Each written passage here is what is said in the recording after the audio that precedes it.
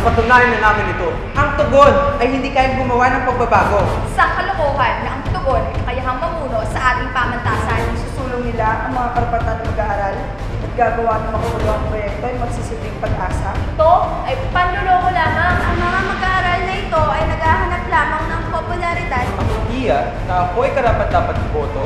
Dahil kami sa tugon ay nagbibigay ng legalidad ng mga lider estudyante ay isang kasinungalingan upang makuha lamang ang posisyon.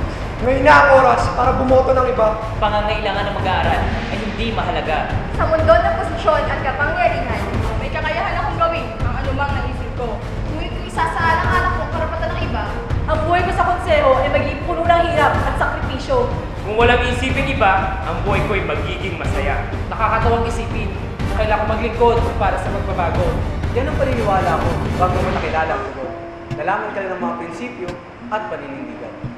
At binaligtad ang paraan ng aking pag-iisip. Kailangan ko maglingkod para sa pagbabago.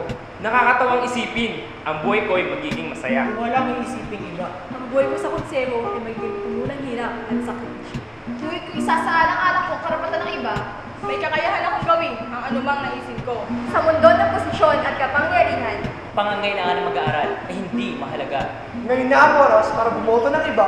ay isang kasinungalingan upang makuha lamang ang posisyon. Dahil kami sa tugon ay nagbibigay ng legalidad ng mga lider estudyante. Ako ay karapat-dapat iboto. Ang ideya na ang mga mag-aaral na ito ay naghahanap lamang ng popularidad ay panloloko lamang. Ito ay maaaring magsilbing pag-asa. Na isusulong nila ang karapatan ng mga mag-aaral at gagawa ng makabuluhang proyekto. Ang tugon ay kakayahang mamuno sa ating pamantasan. Isang kalokohan na ang tugon ay hindi kayang gumawa ng pagbabago. Napatunayan na namin ito.